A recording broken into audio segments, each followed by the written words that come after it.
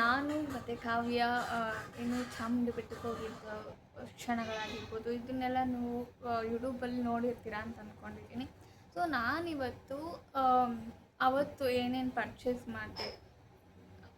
ಮಾಡಿರೋದು ಕಮ್ಮಿನೇ, ಬಟ್ ಅದ್ರ ಬಗ್ಗೆ ಹೇಳ್ಕೊಳ್ಳೋದಕ್ಕೋಸ್ಕರ ಇವತ್ತು ಬ್ಲಾಗ್ ಸ್ಟಾರ್ಟ್ ಮಾಡಿದ್ದೀನಿ. ಆ್ಯಂಡ್ ಇವತ್ತು ನಮ್ಮ ಮನೆಯಲ್ಲಿ ಯೂಶ್ವಲಿ ಕೆಲವ್ರ ಮನೆಯಲ್ಲಿ ಪಕ್ಷ ಅಂತೆಲ್ಲ ಮಾಡ್ತಾರೆ.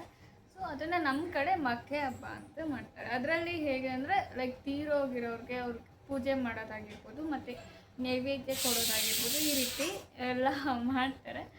ಸೊ ಇವತ್ತು ಗುರುವಾರ ಆಗಿರೋದ್ರಿಂದ ನಾನ್ ವೆಜ್ ಮಾಡಿದ್ರೂ ನಾನು ತಿನ್ನೋದಿಲ್ಲ. ಆ್ಯಕ್ಚುಲಿ ಏನೋ 1 ಇಯರ್ ಬಿಟ್ಬೇಡ ಅಂತ ಹೇಳಿ ಅದನ್ನು ಬಿಟ್ಬಿಟ್ಟಿದ್ದೀನಿ. ಸೊ ಇವಾಗ ಏನಂತಂದರೆ ನಾನು ಅವತ್ತು ಏನೇನು ಪರ್ಚೇಸ್ ಮಾಡಿದೆ ಅಂದರೆ, ಫಸ್ಟ್ ಆ್ಯಕ್ಚುಲಿ ಅವಳು ಏನು ಹಾಫ್ ಆನ್ ಅವರ್ ಲೇಟಾಗಿ ಬಂದಳು. ನಮ್ಮಮ್ಮನ ಕೈಲಿ ಬಿಡಿಸ್ಕೊಂಡು ನಾನು ಒಂದು ಬುಕ್ನ ತೊಗೋಬೇಕು ಅಂತ ತುಂಬ ಟೈಮಿಂದ ನಾನು ಅಂದ್ಕೊಂಡಿದ್ದಿತ್ತು. ಅದು ಏನು 250 ಇದ್ದಿದ್ದು 150 ಸೆಕೆಂಡ್ ಹ್ಯಾಂಡ್ ಬುಕ್ಸ್ ಏನು ಸೆಲ್ ಮಾಡ್ತಾರಲ್ವ, ಆ ಶಾಪ್ಕೀಪರ್ ಹತ್ರ ಹೋಗಿ ನಾನು ತೊಗೊಂಡಿದ್ದು NK ಬುಕ್ ಹೌಸ್ ಅಂತ. ಸೊ ಅದರಲ್ಲಿ ಯಾವ ಬುಕ್ ನಾನು ತೊಗೊಂಡಿದ್ದೀನಿ ಅಂದರೆ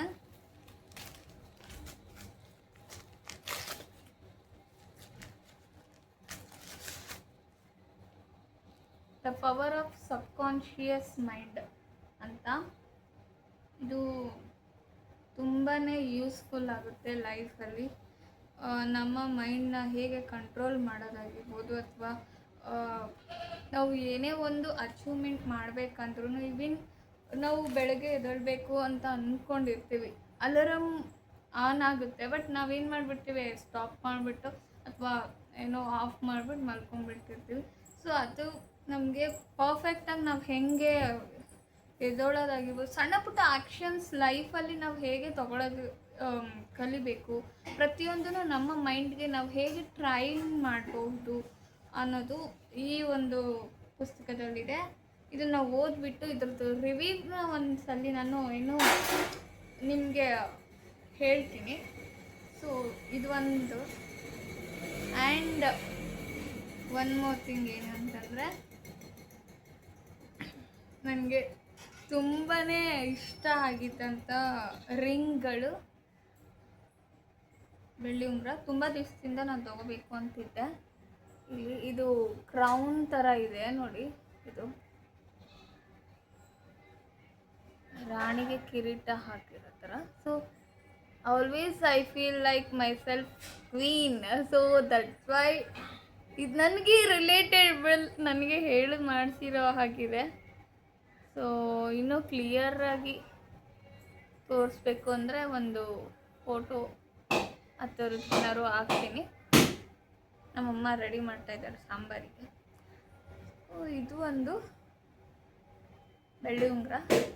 ಸೊ ನನಗೆ ತುಂಬಾ ಇಷ್ಟ ಆಯಿತು. ಆ್ಯಂಡ್ ಪೀಸ್ ಲೆಕ್ಕ ಹೋದರೆ ಏನು ನನ್ನ ಸೈಜ್ಗೆ ಸಿಗೋ ಅಂಥದ್ದು ಇದೆಲ್ಲ ತುಂಬಾ ಕಷ್ಟ. ಬಟ್ ಏನೋ ಗ್ರಾಮ್ ಲೆಕ್ಕದಲ್ಲಿ ನೋಡೋಕ್ಕೆ ಹೋಗಿದ್ದಂಥ ಅಂಗಡಿಗಳಲ್ಲಿ ಏನಾಯಿತು ಅಂದರೆ ನನ್ನ ಸೈಜಿಗೆ ಸಿಗಲೇ ಇಲ್ಲ. ನನ್ನ ಸೈಜ್ಗಂತೂ ಓ ಗಾಡ್, ಒಂದು ಬಟ್ಟೆ ತೊಗೋಬೇಕಾದ್ರೂ ಅಷ್ಟೇ ಅಥವಾ ಒಂದು ಬ್ಯಾಂಗಲ್ಸ್ ತೊಗೋಬೇಕಾದ್ರೂ ಅಷ್ಟೇ ತುಂಬಾ ಪ್ರಾಬ್ಲಮ್ ಆಗುತ್ತೆ. ಚಿಕ್ಕ ಸೈಜು ಅಂತ ಹುಡುಕ್ಬೇಕು, ಏನೇ ಆದ್ರೂ ತೊಗೋಬೇಕು ಅಂದ್ಕೊಂಡ್ರು. ಸೊ ಸ್ಲಿಪ್ಪರು ಕೂಡ ಅಷ್ಟೇ ಪ್ರಾಬ್ಲಮ್ ಆಯಿತು, ಬಟ್ ಏನಿಲ್ಲ, ಚೆನ್ನಾಗಿದೆ. ಇದು ಒಂದು ತೊಗೊಂಡೆ. ಇಲ್ಲಿ ನೋಡಿ ಅಲಂಕಾರ ಆಗೋಗಿದೆ ಆಲ್ರೆಡಿ. ಇವರು ನಮ್ಮ ತಂದೆಯ ಅಕ್ಕ ಅಂತ, ನಮ್ಮ ತಂದೆಯ ಅಕ್ಕ ಅಂತಂದರೆ ನಮಗೆ ಅತ್ತೆ ಆಗಬೇಕು. ಮತ್ತು ಇವರು ನಮ್ಮ ಮುತ್ತಜ್ಜಿ, ಅಂದರೆ ನಮ್ಮ ತಂದೆಯ ಅಮ್ಮ. ಸೊ ಇವರಿಬ್ಬರು ಫೋಟೋ ಅಷ್ಟೇ ಇರೋದು. ಬಟ್ ಇವ್ರ ಹಸ್ಬೆಂಡ್ ನಮ್ಮ ಮುತ್ತಾತ ಅವ್ರದ್ದು ಫೋಟೋ ಇತ್ತು, ಬಟ್ ನಮ್ಮ ಹತ್ರ ಇಲ್ಲ. ಸೊ ಇವರಿಬ್ಬರು ಜನ ಇವತ್ತು ಪೂಜೆ ಮಾಡ್ತಾ ಇದ್ದೀವಿ. ಇನ್ನು ಈ ಕಡೆ ನೋಡಿದ್ರೆ ಪೂಜೆಗೆ ಏನೇನು ತೊಗೊಂಡೋಗ್ಬೇಕು ಅಂತ ಹೇಳಿ ರೆಡಿ ಮಾಡಿ ಇಟ್ಬಿಟ್ಟಿದ್ರು. ಸೊ ನಮ್ಮಪ್ಪ ಪೂಜೆ ಮಾಡಾದ್ಮೇಲೆ ನಾನು ಪೂಜೆ ಮಾಡಿ ನೆಕ್ಸ್ಟ್ ನೈವೇದ್ಯನ ಕೊಟ್ಟು ಕಳಿಸ್ಬೇಕಾಗಿತ್ತು. ಸೊ ಇದು ಏನಂತಂದರೆ, ಒಂದು ಊರಲ್ಲಿ ಮಕ್ಕೆ ಕಲ್ಲು ಅಂತ ಒಂದಿರುತ್ತೆ. ಅಲ್ಲಿ ಹೋಗಿ ಎಲ್ಲ ಊರವರೆಲ್ಲ ಯಾರ್ಯಾರು ಹೋಗಿ ನೈವೇದ್ಯ ತೊಗೊಂಡೋಗಿ ಅವ್ರಿಗೆ ಅರ್ಪಿಸ್ಬಿಟ್ಟು ಪೂಜೆ ಎಲ್ಲ ಮಾಡಿಬಿಟ್ಟು ಅಲ್ಲೇ ಕೂತ್ಕೊಂಡು ಊಟ ಏನೇನು ತೊಗೊಂಡೋಗಿರ್ತಾರೆ ಮನೆಯಿಂದ ನೈವೇದ್ಯಕ್ಕೆ ಅದನ್ನೇ ಊಟ ಮಾಡ್ಕೊಂಡು ವಾಪಸ್ ಬರುವಂಥದ್ದು. ಸೊ ಮನೇಲಿ ಆ ಒಂದು ಪ್ಲೇಸ್ಗೆ ಹೆಣ್ಮಕ್ಳು ಹೋಗೋ ಹಾಗಿಲ್ಲ. ಸೊ ಜಸ್ಟ್ ಮನೆಯಲ್ಲಿ ಯಾರು ಯಜಮಾನ್ರು ಇರ್ತಾರೆ, ಗಂಡು ಮಕ್ಕಳು ಆಗಿರ್ಬೋದು, ಅಣ್ಣ ತಮ್ಮ ಅಪ್ಪ ಅಮ್ಮ ಯಾರು ಬೇಕಾದ್ರೂ ಆಗಿರ್ಬೋದು. ಇನ್ನು ಮಾರನೇ ದಿನಕ್ಕೆ ವರಮಹಾಲಕ್ಷ್ಮಿ ಮಾಡಬೇಕು ಅಂತ ಅಂದ್ಕೊಂಡ್ವಿ. ಬಟ್ ನಮಗೆ ಆಗಲ್ಲ, ಬಿಕಾಸ್ ನಾವು ಅದು ನಿನ್ನೆನೇ ಏನು ಮಾಡಿದ್ವಿ, ಲೈಕ್ ಈ ಥರ ಮಕ್ಕೆ ಹಬ್ಬ ಎಲ್ಲ ಮಾಡಿ, ಸೊ ಕಷ್ಟ ಆಗುತ್ತೆ. ಏಕೆಂದರೆ ಮತ್ತೆ ಆ್ಯಕ್ಚುಲಿ ಕ್ಲೀನ್ ಎಲ್ಲ ಮಾಡಿದ್ವಿ. ಸೊ ಜಸ್ಟ್ ಒಂದು ಸಣ್ಣ ಒಂದು ಪೂಜೆಯನ್ನು ಮಾಡೋಣ ಅಂತ ಹೇಳಿ ಹೀಗೆ ರೆಡಿ ಆಗ್ತಾ ಇದ್ದೀನಿ. ಇದು ಒಂದು ಸೀರೆ ನಂಗೆ ತುಂಬಾ ಇಷ್ಟ ಆಗಿತ್ತು. ಬನ್ನಿ ನನ್ನ ಜೊತೆ ಗೆಟ್ ರೆಡಿ ವಿತ್ ಮೀ ಮಾಡೋಣ. ಓಕೆ, ಫಸ್ಟು ನಾನು ಯೂಶ್ವಲಿ ನನ್ನ ಫೌಂಡೇಶನ್ ಎಲ್ಲ ಹಾಕ್ತಿದ್ದೆ. ಬಟ್ ಏನಂತಂದರೆ ಮನೇಲೇ ಅಲ್ವಾ, ಸೊ ಅದರಿಂದ ಜಸ್ಟ್ ಏನೋ ಪಾಂಡ್ಸ್ ಕ್ರೀಮ್ ಅಷ್ಟೇ ಹಾಕೋಣ ಅಂತ ಹೇಳಿ ಹಾಕ್ತಾಯಿದ್ದೀನಿ. ಯೂಶ್ವಲಿ ನಾನು ಕ್ರೀಮ್ ಹಾಕೋದೇ ಇಲ್ಲ. ಮುಂಚೆ ಎಲ್ಲ ಕಾಲೇಜ್ಗೆಲ್ಲ ಹೋಗ್ತಿದ್ರು, ಕ್ರೀಮ್ ಪೌಡರ್ ಏನೂ ಹಾಕ್ತಿರ್ಲಿಲ್ಲ. ಜಸ್ಟ್ ಹಾಗೇ ಒಂದು ಏನೋ ಲಿಪ್ಸ್ಟಿಕ್ ಅವ್ರ ಐಲೈನರ್ ಅವ್ರ ಕಾಜಲ್ ಅಂತ ಹಾಕ್ತಿದ್ದೆ. ಸಮ್ಟೈಮ್ಸ್ ಏನಾಗೋಗ್ತಿತ್ತು ಅಂದರೆ ಡ್ರೈ ಆಗೋಗ್ಬಿಡ್ತಿತ್ತು ನನ್ನ ಫೇಸೆಲ್ಲ. ಅಂಥ ಟೈಮ್ಗಳಲ್ಲಿ ಮಾತ್ರ ನಾನು ಕ್ರೀಮ್ ಅಂತ ಹಾಕ್ತಾಯಿದ್ದಿದ್ದು. ಆಮೇಲೆ ನೆಕ್ಸ್ಟು ಏನಂತಂದರೆ ಪೌಡರ್. ಈ ಪೌಡರ್ನ ಗಂಡು ಮಕ್ಕಳು ಹೇಗೆ ಅಂದರೆ ಪಟ ಪಟ ಅಂತ ಬಿಡ್ಕೊಂಡು ಮುಖ ಎಲ್ಲ ಫಾಸ್ಟಾಗಿ ಏನೋ ರೆಡಿ ಮಾಡ್ಕೊಂಡು ಹೋಗ್ತಾರಲ್ಲ, ಆ ಥರ ಮಾಡ್ತಿದ್ದೆ. ಇನ್ನು ಈ ಪೌಡರ್ ಏನಂದರೆ ಸ್ಯಾಂಡಲ್ ಪೌಡರ್ ಅಂತ ಬರುತ್ತೆ, ಅದನ್ನು ನಾನು ಹಾಕಿದ್ದು. ನೆಕ್ಸ್ಟು ಐಬ್ರೋನ ಹೀಗೆ ಶೇಪ್ ಕೊಟ್ಕೊಂಡೆ. ನೆಕ್ಸ್ಟ್ ಏನು ಅಂದರೆ ಲೈಕ್ ಇದರಿಂದ ಬ್ಲಡ್ ಸರ್ಕ್ಯುಲೇಷನ್ ಕೂಡ ತುಂಬ ಚೆನ್ನಾಗಾಗುತ್ತೆ. ನಾವು ಫೇಸ್ನ ಆಗಾಗ ಏನೋ ಮಸಾಜ್ ಮಾಡೋದಾಗಿರ್ಬೋದು, ಅಥವಾ ನಾವು ರೆಡಿ ಮಾಡ್ಕೋಬೇಕಾದ್ರೆ ಕ್ಲೀನಾಗಿ ಕೆನ್ನೆ ಎಲ್ಲ ಉಜ್ಜಿ ಏನೋ ಸ್ಪ್ರೆಡ್ ಎಲ್ಲ ಮಾಡ್ಕೊಂಡಾಗ ನಮ್ಮ ಬ್ಲಡ್ ಸರ್ಕ್ಯುಲೇಷನ್ ಪ್ರಾಸೆಸ್ ಏನಿದೆ ಅದು ಇನ್ನೂ ಚುರುಕಾಗುತ್ತೆ. ಸೊ ನೆಕ್ಸ್ಟು ಕಾಜಲ್ ಹಾಕ್ಕೊಂಡ್ರು. ಬಟ್ ಏನಾಗೋಯ್ತು ಅಂದರೆ ನನಗೆ ಒಂದು ಕಣ್ಣಿಗೆ ಏನೋ ಹಾಕ್ತಾಯಿದ್ದೀನಿ, ಇನ್ನೊಂದು ಕಣ್ಣಿಗೆ ಜಾಸ್ತಿ ಆಗೋಗ್ಬಿಡ್ತು. ಆಗ್ತಾ ಈ ಕಡೆ ಏನು 5 ಸ್ವಲ್ಪ ಕಮ್ಮಿ ಆಗೋಗುತ್ತೆ, ಅದಕ್ಕೆ ಮತ್ತೆ ಹಾಕ್ಕೊಂಡೆ. ನೆಕ್ಸ್ಟು ಜಸ್ಟ್ ಸ್ಟಿಕ್ಕರ್ ಹಾಕ್ಕೊಳ್ಳೋಣ, ಸಿಂಪಲಾಗಿದೊಂದು ಸ್ಟಿಕ್ಕರ್. ನೆಕ್ಸ್ಟ್ ನನ್ನ ಫೇವ್ರೆಟ್ ಔಟ್ಲೈನು. ಇದು ಫಸ್ಟು ಲಿಪ್ಸ್ಟಿಕ್ ಹಾಕೋಕ್ಕಿಂತ ಮುಂಚೆನೇ ನಾನು ಏನು ಹಾಕ್ತೀನಿ. ಆ್ಯಂಡ್ ಲಿಪ್ಸ್ಟಿಕ್ಕಲ್ಲೂ ಕೂಡ ಔಟ್ಲೈನಿಂಗ್ ಏನು ಕೊಡಬೇಕೋ ಅದು ಕೊಡ್ತೀನಿ. ಸಿಂಪಲಾಗಿ ಸುಮ್ಮನೆ ಟಚಪ್ ಆಗಿ ಹಾಕ್ಕೊಂಡೆ ಅಷ್ಟೇ. ನಾನು ಇದನ್ನು ಬ್ಲಷ್ ಥರ ಯೂಸ್ ಮಾಡೋಣ ಅಂತ ನಾನು ಏನು ಮಾಡಿದೆ, ಹಾಕ್ಕೊಂಡೆ. ಬಟ್ ಒಂದು ಕಡೆ ಜಾಸ್ತಿನೇ ಆಗೋಗಿತ್ತು. ಅದು ಎಷ್ಟೇ ಏನು ತೆಗೆದ್ರೂ ಆಗ್ತಿರ್ಲಿಲ್ಲ. ಮತ್ತೆ ತೆಗೆದು ಕ್ಲೀನಾಗಿ ಹಾಕ್ಕೊಳ್ಳೋಣ ಅಂತ ಹೋಗಿದ್ದೆ. ನೋಡಿ ಇವಾಗ ಕ್ಲಿಯರ್ ಆಗಿದೆ. ನೆಕ್ಸ್ಟ್ ಇದೊಂದು ಸಿಂಪಲ್ ಆಗಿರೋ ಓಲೆ, ಚಿಕ್ಕದು ಒಂದು ಮುತ್ತಿಂದು ಓಲೆಗೆ ಮುತ್ತಿನ ಸರ ಕೂಡ. ಇದು ತುಂಬ ವರ್ಷ ಹಳೇದು, ನಮ್ಮಮ್ಮ ಅವರೆಲ್ಲ ಯೂಸ್ ಮಾಡ್ತಿದ್ದಂಥ ಒಂದು ಸರ. ಸೊ ಈ ಸರಿಗೆ ಸೂಟ್ ಆಗುತ್ತೆ ಅಂತ ಹೇಳಿ ನಾನು ತೊಗೊಂಡೆ. ನೆಕ್ಸ್ಟು ಸಿಂಪಲ್ಲಾಗಿ ವಾಚ್ ಲೆಫ್ಟ್ ಹ್ಯಾಂಡ್ಗೆ, ಆ್ಯಂಡ್ ಇದು ಹಸಿರು ಗಾಜಿನ ಬಳೆ. ಆ್ಯಕ್ಚುಲಿ ನಾನು ಲೈಕ್ ಓಲೆ ಮತ್ತು ಸರನ ಮ್ಯಾಚ್ ಮಾಡೋದಕ್ಕೆ ವೈಟ್ ಬ್ಯಾಂಗಲ್ಸ್ ಹಾಕೋಣ ಅಂತ ಇದ್ದೆ. ಬಟ್ ವರಮಹಾಲಕ್ಷ್ಮಿ ಹಬ್ಬ ಇರೋದ್ರಿಂದ ಏನಂದ್ರೆ ಹಸಿರು ಬಳೆ ತುಂಬ ಇನ್ನು ಸಿಂಬಾಲಿಕ್ಕಾಗಿ ಇರುತ್ತೆ ಅಂತ ಹೇಳಿ ಅದನ್ನೇ ಹಾಕ್ಕೊಂಡೆ. ಇನ್ನು ಹೇರ್ ಸ್ಟೈಲ್ ನಂದು ತುಂಬಾ ಸಿಂಪಲ್, ತೀರಾ ಎಲ್ಲ ಕಾಂಪ್ಲಿಕೇಟೆಡ್ ಆಗಿ ಇಟ್ಕೊಳ್ಳೋಕೆ ಹೋಗಲಿಲ್ಲ. ಇದನ್ನು ಕ್ಲೀನಾಗೆಲ್ಲ ಬಾಚಿಬಿಟ್ಟು, ಆ್ಯಕ್ಚುಲಿ ಫುಲ್ಲು ಒಂದು ಪೋನಿ ಹಾಕೋಣ ಅಂದ್ಕೊಂಡೆ. ಬಟ್ ಸೈಡ್ ಕ್ರಾಫ್ ತೆಗೆದಿದೆ, ಚೆನ್ನಾಗಿ ಕಾಣಿಸ್ತಿದೆ, ನನಗೆ ಸೂಪರಾಗಿ ಕಾಣಿಸ್ತಿದೆ. ಬಟ್ ಇದನ್ನೇ ಹೀಗೆ ಒಂದು ಸ್ವಲ್ಪ ಸೈಡ್ ಕ್ರಾಫ್ ತೆಗೆದು ಹಾಕ್ಕೊಂಡ್ರೆ ಚೆನ್ನಾಗಿ ಬರುತ್ತೆ.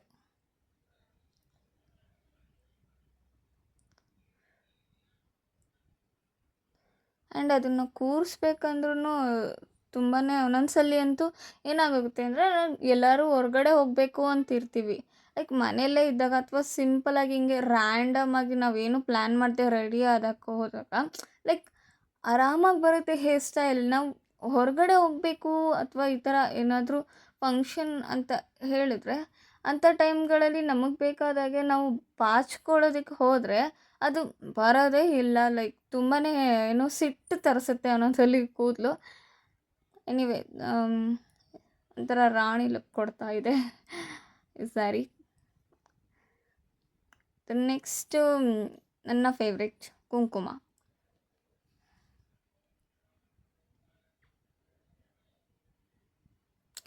ಯಾರ್ಯಾರೆಲ್ಲ ನನ್ನ ಚಾನಲ್ನ ಫಸ್ಟ್ ಟೈಮ್ ನೋಡ್ತಿದ್ದೀರಾ ದಯವಿಟ್ಟು ಸಬ್ಸ್ಕ್ರೈಬ್ ಮಾಡಿ. ನಿಮಗೆ ಮುಂದೆ ಒಳ್ಳೆ ಮಾಹಿತಿಗಳಾಗಿರಬಹುದು, ಲೈಫ್ ಸ್ಕಿಲ್ಸ್ ಬಗ್ಗೆ ಆಗಿರ್ಬೋದು, ಅಥವಾ ಕಾಂಟೆಂಟ್ ಯಾವುದೇ ಆಗಿರಲಿ, ನಾನು ನಿಮ್ಮನ್ನ ಎಂಟರ್ಟೈನ್ ಮಾಡ್ತೀನಿ. ಆ್ಯಂಡ್ ಮೋಟಿವೇಶನ್, ಇನ್ಫಾರ್ಮೇಷನ್ ಎಲ್ಲ ನನ್ನ ಚಾನಲಲ್ಲಿ ನಿಮಗೆ ಇರುತ್ತೆ. ಸೊ ಹಾಗೆಯೇ ನನ್ನ ಈ ಒಂದು ಬೆಳವಣಿಗೆಗೆ ನೀವು ಕಾರಣ ಆಗಬೇಕು ಅಂತಂದರೆ, ಏಕೆಂತಂದರೆ ನಾವು ಒಳ್ಳೊಳ್ಳೆ ವಿಚಾರಗಳನ್ನ ಹಂಚ್ಕೊಳ್ಳೋದಕ್ಕೆ ಇದು ಚಾನಲ್ಲು ಇರೋವಂಥದ್ದು. ಆ್ಯಂಡ್ ನನ್ನ ಇನ್ಸ್ಟಾಗ್ರಾಮ್ ತುಂಬಾ ಏನಾಗ್ತಿದೆ ಅಂದರೆ ಲೈಕ್ ಫಾಲೋವರ್ಸ್ ಕಮ್ಮಿ ಆಗ್ತಾರೆ, ಫಾಲೋವರ್ಸ್ ಜಾಸ್ತಿ ಆಗ್ತಾರೆ, ಈ ಥರನೇ ಆಗೋಗ್ತಿದೆ. So I don't know why ಅಂತ, ಬಟ್ ರೀಚ್ ಆಗ್ತಿದೆ ಜನಕ್ಕೆ. ಆ್ಯಂಡ್ ನನಗೆ ಪ್ರತಿಯೊಂದು ರೀಲ್ಸ್ಗೂ ಸಪೋರ್ಟ್ ಮಾಡೋವಂಥ ಜನಗಳು ಕೂಡ ಇದ್ದಾರೆ. ಸೊ ಹ್ಯಾಶ್ ರಿಯಾಲಿಟಿ ಏನು ಅಂತಂದರೆ, ನಮಗೆ ಗೊತ್ತಿರೋರೇ, ತುಂಬ ಕ್ಲೋಸ್ ಇರೋರೇ ಸ್ವಲ್ಪ ಏನೋ ಸಪೋರ್ಟ್ ಮಾಡೋದು ಸ್ವಲ್ಪ ಕಮ್ಮಿ. ಅದು ಏನು ಯೂನಿವರ್ಸಲ್ ಟ್ರೂತ್. ಯಾರ್ಯಾರೆಲ್ಲ ಕಾಂಟೆಂಟ್ ಕ್ರಿಯೇಟರ್ ಇರೋ ಅವರಿಗೆ ಇದು ರಿಲೇಟೆಡ್ ಆಗುತ್ತೆ. ಸೊ ಇದು ಇಷ್ಟ ಆಗಿತ್ತು ನನ್ನ ಇವತ್ತಿನ ವಿಡಿಯೋ. ಏನು ಅಂತಂದರೆ, ಸಿಂಪಲ್ಲಾಗಿ ಒಂದು ಪೂಜೆ ಮಾಡೋದಕ್ಕೆ, ಇದು ಸಿಂಪಲ್ಲಾಗಿ ಪೂಜೆ ಮಾಡಿ ದೇವಿ ಹತ್ರ ಒಂದು ನಿಷ್ಕಲ್ಮಶ ಪ್ರೀತಿ ಭಕ್ತಿಯನ್ನು ಕೊಟ್ಟರೆ ಅವಳು ತುಂಬಾ ಪ್ರೀತಿಯಿಂದ ಒಲಿತಾಳೆ. ಏನಂತಂದರೆ, ನಮಗೆ 2 ಸಲ ಈ ಥರ ಆಗಿದೆ. ಲೈಕ್ ಮಕ್ಕೆ ಹಬ್ಬ ಮತ್ತು ವರಮಹಾಲಕ್ಷ್ಮಿ ಫೆಸ್ಟಿವಲ್ ಒಟ್ಟೊಟ್ಟಿಗೆ ಬೀಳ್ತಿರೋದ್ರಿಂದ ಇದು 2ನೇ ಸಲ ನಾವು ಕೂರ್ಸೋಕ್ಕಾಗದಿರೋ ಅಂಥ ಸಂದರ್ಭ ಬಂದಿರೋದು. ಯೂಶಲಿ ಈ ಥರ ಒಂದು 7 to 8 years ಒನ್ಸ್ ಆಗುತ್ತೆ. ನಿನ್ನ ಗಂಡ ಲೋಕನಾಯಕ, ನೀನು ಅವನ ಹೃದಯ ತಾರಕ, ನಿನ್ನ ಮಗನು ಲೋಕಕಾರಕ, ನೀನು ಅವನ ಸೃಷ್ಟಿ ಪ್ರೇರಕ, ನಿನ್ನ ದಯಲಲ್ಲಿ ಎಲ್ಲ ಬಂಗಾರ, ಮಣ್ಣಿನ ಮಡಿಲಲ್ಲ ಚಿನ್ನ ರತ್ನದ ಭಂಡಾರ, ಲಕ್ಷ್ಮೀ ಮಹಾಲಕ್ಷ್ಮಿ, ಆ